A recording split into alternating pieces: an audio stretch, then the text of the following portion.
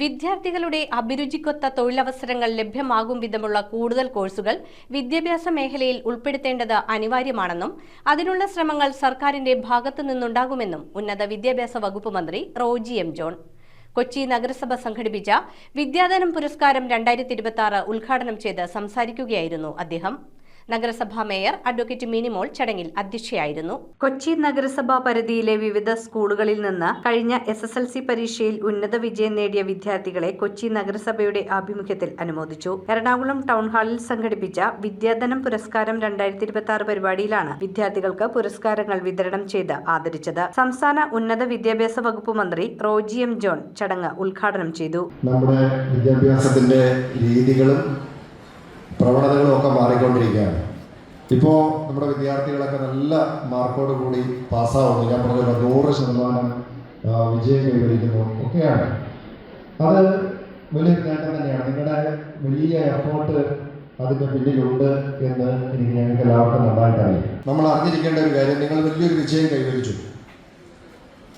നമുക്ക് ഈ വിജയം മുന്നോട്ട് തുടർന്നുകൊണ്ട് പോകാൻ സാധിക്കുക എന്നുള്ളത് വളരെ പ്രധാനപ്പെട്ടതാണ്. വിദ്യാർത്ഥികളുടെ അഭിരുചിക്കും കഴിവുകൾക്കും അനുസൃതമായി തൊഴിൽ അവസരങ്ങൾ ഉറപ്പാക്കുന്ന കൂടുതൽ കോഴ്സുകൾ വിദ്യാഭ്യാസ രംഗത്ത് ഉൾപ്പെടുത്തേണ്ടത് അനിവാര്യമാണെന്ന് അദ്ദേഹം പറഞ്ഞു. വിദ്യാഭ്യാസ മേഖലയിലെ വിപ്ലവകരമായ മാറ്റങ്ങൾക്ക് സർക്കാർ പ്രതിജ്ഞാബദ്ധമാണെന്നും മന്ത്രി വ്യക്തമാക്കി. നഗരസഭാ മേയർ അഡ്വക്കേറ്റ് മിനിമോൾ ചടങ്ങിൽ അധ്യക്ഷത വഹിച്ചു.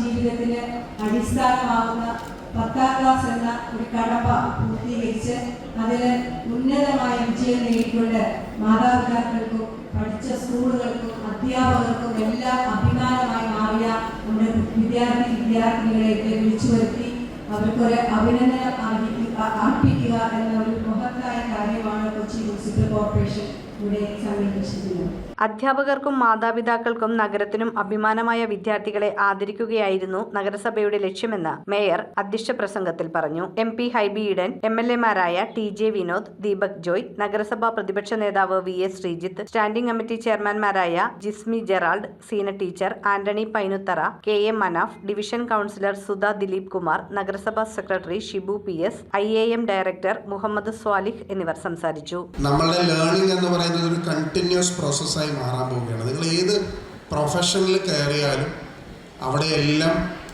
പുതിയ കാലത്തിനനുസൃതമായി നിങ്ങൾ അപ്ഗ്രേഡഡ് ആയി ഇരിക്കേണ്ടി വരും. അതുകൊണ്ട് നിങ്ങൾക്ക് പഠനം അവസാനിപ്പിക്കാൻ പറ്റില്ല. ഇതൊരു ഫസ്റ്റ് സ്റ്റെപ്പാണ്.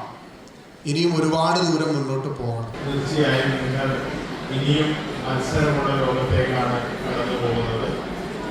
വിവരസാങ്കേതിക വിദ്യയെല്ലാം ഭാരതത്തിൽ എത്തി നിൽക്കുന്ന കാലഘട്ടത്തിലൂടെ പോകുമ്പോൾ തീർച്ചയായും അവസരങ്ങൾ വലിയ തോതിൽ ലോകത്ത് കൊണ്ടുവരുന്നത് യാഥാർത്ഥ്യമാണ്. News bureau, Kochi. നിങ്ങളുടെ സ്വർണത്തിന് പരമാവധി മൂല്യം നേടൂ മുത്തൂറ്റ് ഫൈനാൻസിലൂടെ. ഇപ്പോൾ നിങ്ങൾക്ക് ലഭിക്കുന്നു സ്വർണ്ണവിലയുടെ 85% വരെ loan. Muthoot finance gold loan. ഇന്ന് തന്നെ നിങ്ങളുടെ തൊട്ടടുത്ത മുത്തൂറ്റ് ഫൈനാൻസ് ബ്രാഞ്ച് സന്ദർശിക്കൂ.